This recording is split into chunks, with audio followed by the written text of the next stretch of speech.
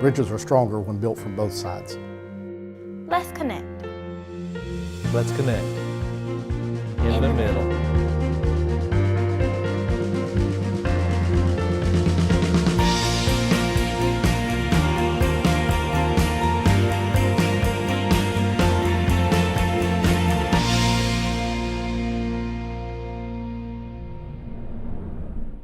Hello and welcome to Building Bridges, a show on the Greensboro Television Network that highlights ways members of the public and members of the Greensboro Police Department can connect with each other. I'm your host, Sandra Hughes. Now on this episode, we're focusing on a topic, a crisis really, that is being seen all across the United States and here in Greensboro.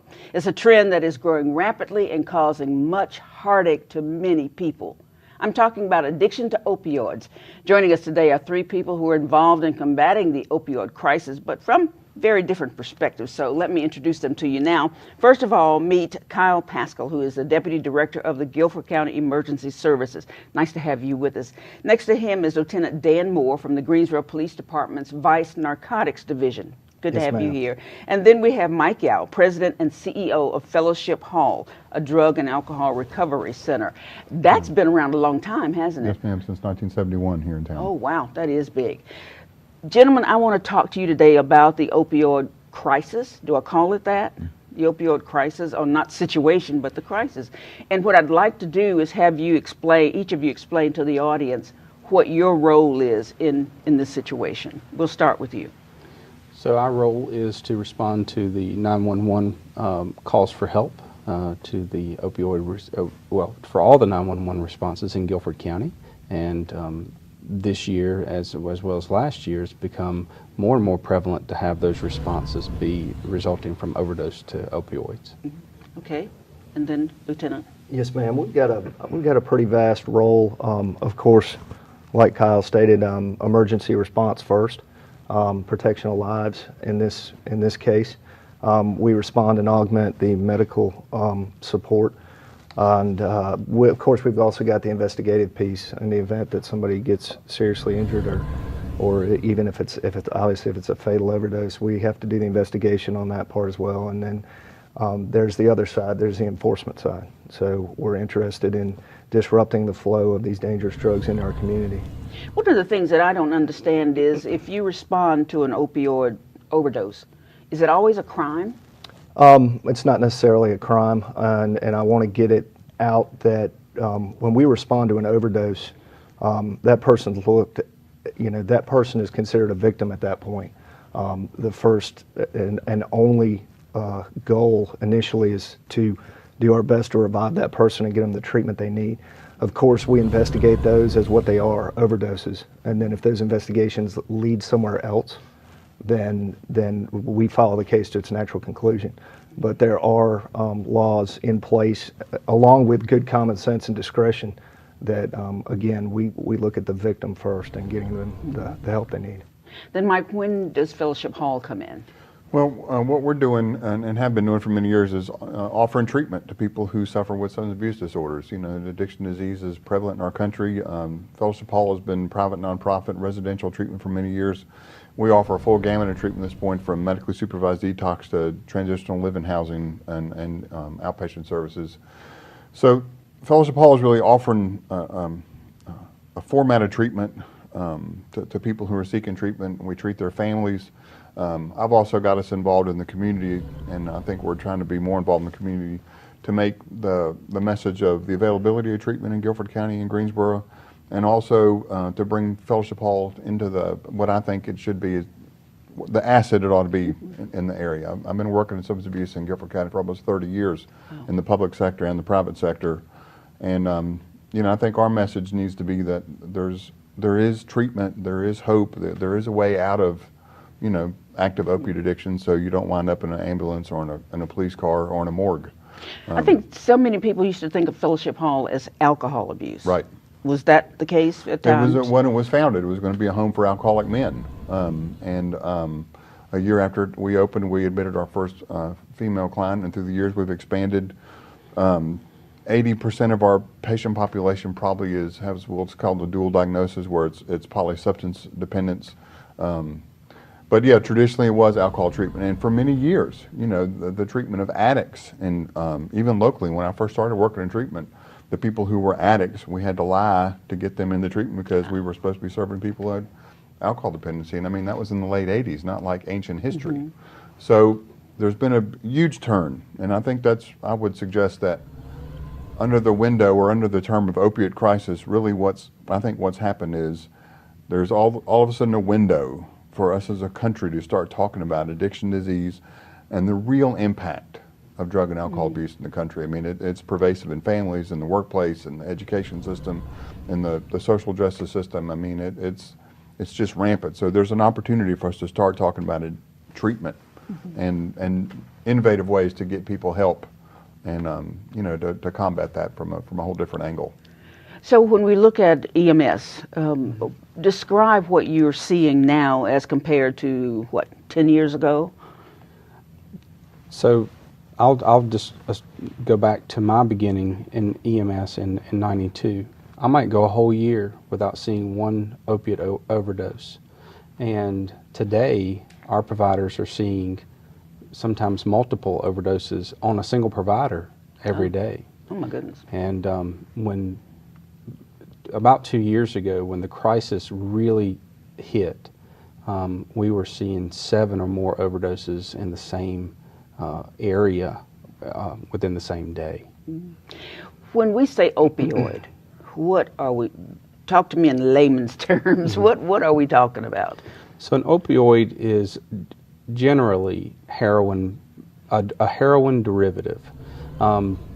And what I mean by that is, for common medical terms, it's for the illegal use, it's heroin, but there are also legal uses. There's morphine, Percocet, oxycodone. All of those medications are opioids, and they're central nervous system depressants. And so basically the way they kill people is you'll pass out and your brain doesn't tell your body to breathe. And that's the way death occurs. So let's say if I walk into the room and someone's on the floor and they can't breathe, I call you. But it may not always be opioid, right? Correct. It may not always be opioid. It may be a combination of things. But generally it does not have to be opioid. It can be a heart attack, it can be choking, it can be a number of other things. So when does the police department get involved? Well, like I said, we augment all emergency response in the city. We assist fire, we assist EMS. We will be dispatched on all overdose calls for service, not just for safety, but for an investigative component. And like I said, from that point, our only concern on our initial response is the safety of the victim, the patient. And then we'll conduct our investigation and follow it to its natural conclusion. So over the years, what have you seen happen? Much like Kyle, this has exploded in the last, from my experience, I've been in emergency response for 20 years. Our numbers in 2015 were approximately 70 overdose calls for service.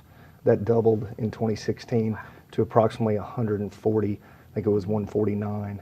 And as of this week in 2017, with 4.5 months to go, we've had 205 overdose calls for service. And unfortunately, the fatalities have followed the same trend. We've doubled those from 2015 to 2016, and we just recorded our 39th fatal overdose just inside the city of Greensboro.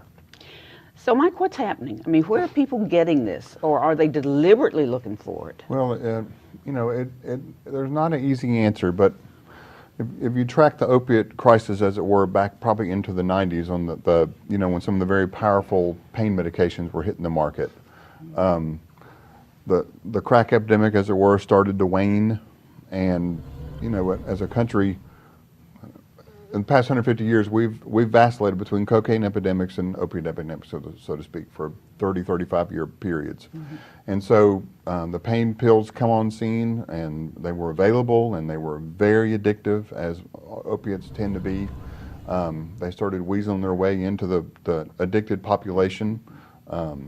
Overprescribing is a big issue where people get a 30-day supply of pain meds and take 2 days worth, store them in the prescriptions in their medicine cabinet.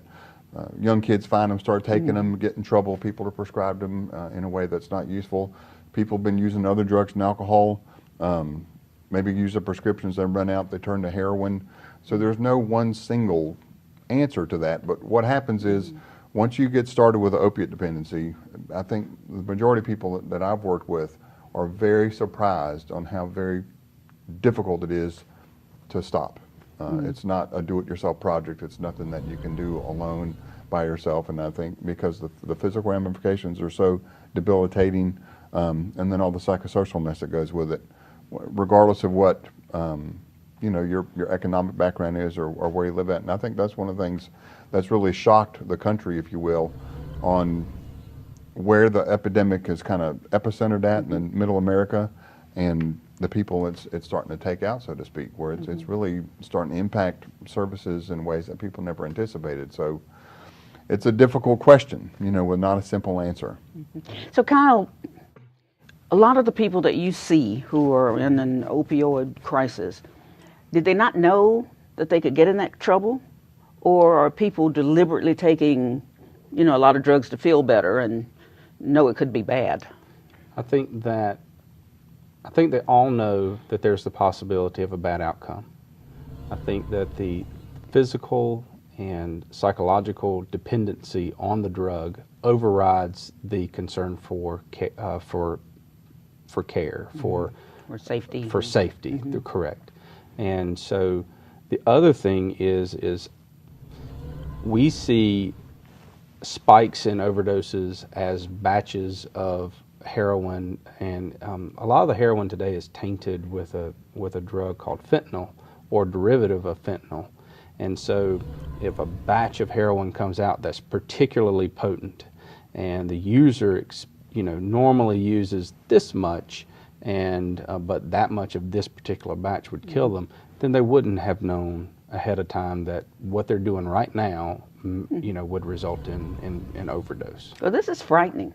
If a doctor gives you a pain medication and you take one, doesn't do anything, then you go back and take 2 more, you're in trouble, right? Potentially, yes. Yeah. 80% of all those that are dependent on heroin now began with prescription medications, either through, like Mike said, either through experimentation, which is why it's so dangerous to keep unused meds around your house, or through overprescription or overuse.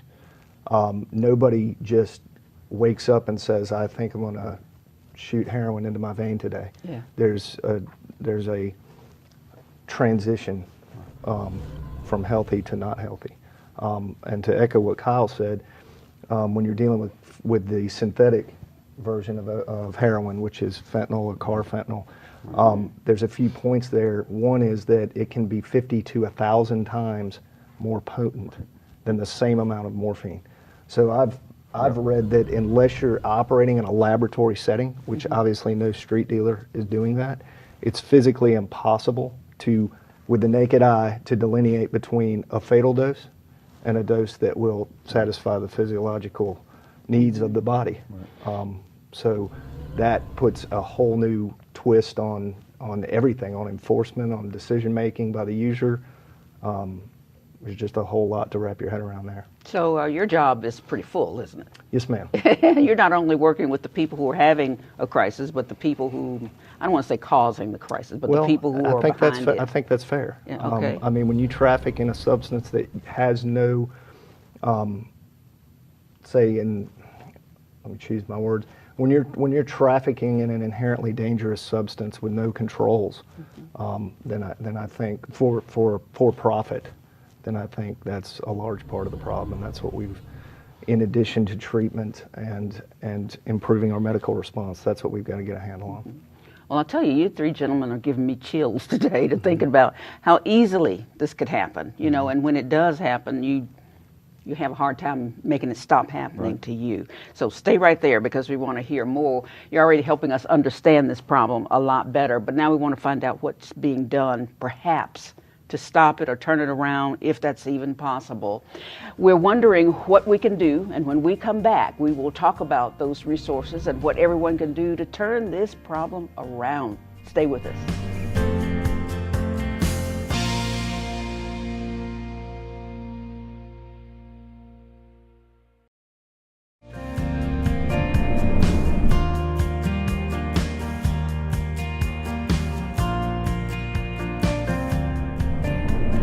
Welcome back to Building Bridges, a monthly show that brings together police and community members to make our city safer. I'm your host, Sandra Hughes. Now, before the break, we examined the growing problem with opioid addiction. It is costly, dangerous, heartbreaking, and it's reversible. There is hope. Our guests are going to keep this conversation going, and we have with us Kyle Paschal, the Deputy Director of Guilford County's Emergency Services, Lieutenant Dan Moore from Greensboro Police Department's Vice Narcotics Division, and Mike Yao, who is President and CEO of Fellowship Hall, that's a drug and alcohol recovery center. Addiction is a very challenging disease. There are books on it, courses, seminars, research, psychologists, and brilliant physicians across the globe continuing to study it. But what do those of us at home need to know about opioid addiction? Let's talk about that, gentlemen. When you are called to go and see about someone and you find out that that's what's the problem, where do you go from there? So there's two approaches to the overdose victim. One is to open and maintain their airway, and then the second is to administer naloxone, otherwise known as Narcan, which is an opioid reversal agent. And so the person who has taken the opioid overdose, once they receive Narcan, can wake up in a matter of seconds. Now, some of the stronger opioids that have hit the market are taking more of the reversal agent Narcan and taking longer to revive the patient. Are there any names that you can tell us now, or would you rather not, that we should look out for? For example, if I get a prescription from a doctor, yes, how do I know if it's an opioid? I don't think that just received, because opioids have a place. You know, after surgery, opioids have a place in pain management. If you've fractured a bone, but their place generally is short term and it's controlled. And so I wouldn't be worried necessarily about what my doctor prescribes. I would be worried about keeping any unused opioid medicine for later use. Or giving it to your friends. Or giving it to anyone. Yeah. And I'll let Lieutenant Moore speak more on that in just a minute, but I would not be afraid for my physician, unless you have a prior history of addiction, I wouldn't be afraid for my physician to prescribe an opioid, as long as it's taken appropriately and under physician's orders. Yeah, that sounds like it's key there. Is that right, Lieutenant Moore? Yes, ma'am. And it's relative to what you do with leftover prescriptions, unused meds. The City of Greensboro Police Department does maintain 3 med drop boxes at our facilities. We have one at the new headquarters downtown. We have one at the Swing Road facility out near Guilford College Road. And then we have one at Maple Street. Okay. And you can bring in your unused medications and place those in that med box, and they're safely contained until we harvest that med box and dispose of those appropriately. But you said earlier, don't flush it down the toilet. That's the water department would be upset if they, and rightfully so, if that's not the proper way to dispose of them. But it is, we definitely recommend against keeping those around because, like we said, 80% of heroin dependent people report that they started with prescription, and some of that's through experimentation, I see. especially among younger groups of the population. So be very careful. Is there a chance that we can turn the opioid crisis around? I always think there's a chance. I mean, I'd like to piggyback on something. When my strong suggestion to people is to talk to your doctor. If you're prescribed a medication, ask your doctor, what is this? What's it going to do to me? Do I really need 30-day supply for, you know, having a tooth removed? People don't talk to the providers enough, and they just are given medications that then they get home, then they makes them feel loopy and they store them, and then there's a risk. So So to answer your question, look, if I stop believing that we can't turn it around, then I have to stop doing what I'm doing for a living. You know, but it's again, it's tough sledding. That opiate addiction in general is a disease process that's difficult to diagnose at times. It's difficult to treat. People have to have a whole lot of support. It's nice if someone comes to treatment one time and they get treatment and they go on to the, you know, a rainbow-filled path of happiness. And the reality is, what the research says, it's 4 to 7 years from first touch of treatment to last touch of treatment until people find a recovery effort. There's a lot of paths to recovery, from medication-assisted therapies, medication management therapies, inpatient, outpatient, residential, 12-step support groups, you know, faith-based programs. So there's a variety of treatment processes. But what I would say is that people should search for what they need and keep searching until they find the fit that works for them. Fellowship Hall would love to be a piece of that for folks, and if we're not, and we have referrals available. I'll just say quickly that Lieutenant Moore and Jim Albright, who works with Kyle, we're involved in a thing called Cure Triad, which is, we started last fall, I guess, just at a luncheon, myself, Matt Sandiford, Triad Behavioral Resources, Becky Knight at Cone AHEC. And we put our last meeting, there were what, 50 people there, I guess. Wow. And so this is, it's a coalition of providers and concerned citizens in the community to really raise the awareness of treatment availability, community support, community involvement, emergency service support. We want to be a clearinghouse for answers and directions for people in the local community through AHEC. And there may be that what we've started here is being looked at, being replicated in all the AHECs around the state. So we're hoping we're going to start making a much bigger difference that we're making already. Gosh, that sounds great. Sounds complicated, though. Yes. A lot of different options. There's a lot of people. So, Lieutenant, when does it become a crime? Well, going back to the point that was made a number of times and by Kyle, not all opioids, just by their existence, are wrong or illegal or unlawful. You do have prescription medications that, under doctor's care, are lawful once they get diverted for criminal means, sold on the street, or even used and abused by someone who that prescription was not meant for. That's the transition to illegality. Of course, any amount of heroin, that's going to be illegal. And then, of course, the trafficking and the diversion of larger amounts of narcotics, that is one of the root problems. Trafficking in heroin now, we're seeing just a ton of heroin and in pretty big bulk. Trafficking in heroin, you don't need a whole lot of that substance to meet the trafficking standard when compared to cocaine or marijuana. So that's when the transition to that's when the violation of the law comes into play. Now, I mentioned it earlier, but I wanted to restate that 2015, the North Carolina General Assembly passed the Good Samaritan law, and what that is, that's a good faith exception when someone activates 911 as a result of a narcotic overdose. Then, as long as they do that in good faith, then law enforcement is given a legal backing in overlooking small amounts of even felony narcotics. In Greensboro Police Department, in my opinion, we've always exercised good common sense and a good use of discretion. If I go to an overdose scene, the last thing I'm worried about is the paraphernalia in somebody's house. I'm worried about them getting the care that they need. But the Good Samaritan, traditionally, you haven't had the latitude to overlook any felony amount. And so as long as it doesn't meet a certain threshold, then the Good Samaritan law protects you on that.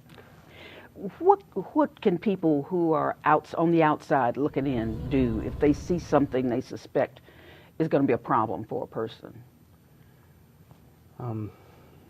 As far as if I had a family member that I felt like was going to be that they're taking something that's going to be problematic, I would get in touch with organizations like Fellowship Hall and look for guidance, because sometimes you just don't know what pathway to take at that Exactly. point. Yeah. And especially if that person's going to be angry with you for Yes. telling it on them, so to speak. So there are ways, and you mentioned something called STOP. Yes. So North Carolina has what's called the STOP Act, and I think it's been signed into law, and its intent is to reduce the incidences of overprescribing. And so, like was mentioned earlier, someone has a tooth pulled and they get a 30-day supply of an opioid. Right. Well, that's probably too much.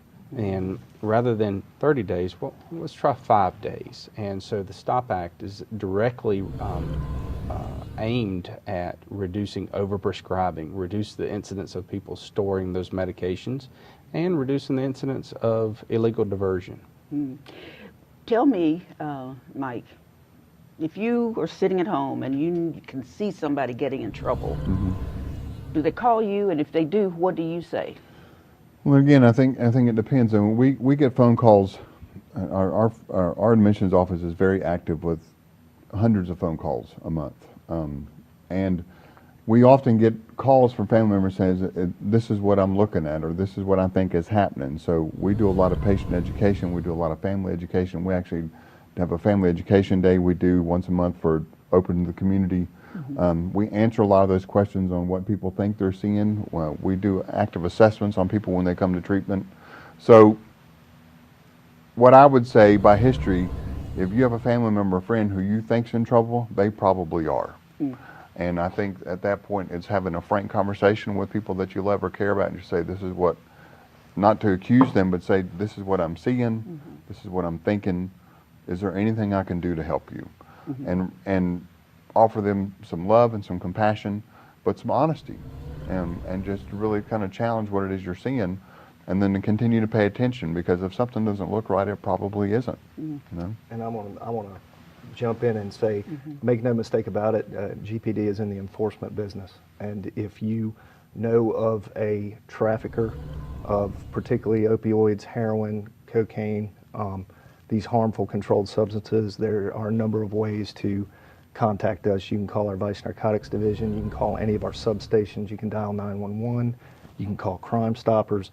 There's any number of ways to report that and to remain anonymous, because I want the narco traffickers to know that we are coming for them, and that, you know, the state of North Carolina is taking a very aggressive standpoint on prosecuting folks involved in that trade. And I want to follow that up with, if you ever see someone who's you know has taken something, they're having trouble breathing, they're alterations in level of consciousness, don't hesitate to call 911. And it doesn't matter if it's the first time that they've overdosed or the 10th time. We're still going to give them the same treatment as we did the very first time, because our hope, as it is these other guys, our hope is today is going to be the day that they get things, they start the path to get things turned around. And we're seeing people who have been, you know, reversed 3, 4, 5, 6, 7 times. And, you know, getting reversed is a miserable experience. I mean, the Narcan throws someone into withdrawal right away. They come to, it's a miserable, miserable experience. The nature of addiction is such that that doesn't typically turn people around. People don't go from the ambulance into treatment. The whopping majority of people who are reversed are sometimes even refuse transport to the hospital. And so it's shocking for people to see that on both sides of it. But eventually we see people who, they give us a call, or they call us and we make a referral from somewhere so they can start to access some treatment. But it's these interventions sometimes that move people into a treatment process. Were you wanted to say something, Lieutenant? I'm enthralled in the conversation. I wanted to ask the three of you, this opioid crisis we're experiencing in our world, do you see a way out? I mean, I know you deal with it every day. Well, I mean, for me, like we talked about, and you peel back the onion, there's just one more layer, and it takes everybody. It's not just an enforcement issue. It's not just a treatment issue. It's not just rescue, life-saving efforts. It's everything together. We've got so many things to focus on, but I mean, there's a way to fix every problem. And like Mike said, I mean, if we don't see a solution, then we just roll up, turn the lights out, and go home. I mean, we're not going to do that. So. Well, I think that is great. You three gentlemen have scared me today, but you've also made me feel that it isn't hopeless. Right. You know, that there are plenty of people and organizations that are out there working on the problem. And hopefully one of these days we'll say, oh, it's not as bad as it used to be. I know you'd be happy to see that, won't you? Have to go get them. I thank you all for coming and visiting us today on Building Bridges. This is an excellent way for us to connect with the Greensboro Police Department, with the emergency services, with Fellowship Hall and programs like that, to make our world a little bit safer for all of us. And I really thank you for that. I hope you feel better about the growing problem of opioids in our city. And these men have given us a lot to think about, a great deal of encouragement by all of us working together, building those bridges. We can save lives and stop this epidemic in its tracks. To you at home, take care of yourselves and each other. If you or someone you know needs help with addiction, get help. Make a call. You're worth it. You deserve to live your best life possible. Thank you for watching us today, and until next time, I'm Sandra Hughes. Be safe. This show was funded in part by the Greensboro Police Foundation, an independent nonprofit organization whose mission is to enhance Greensboro's economic strength by promoting the safest city possible for its residents, workers, and visitors through support of the Greensboro Police Department. For more information about the Greensboro Police Foundation, visit www.greensboropolicefoundation.org.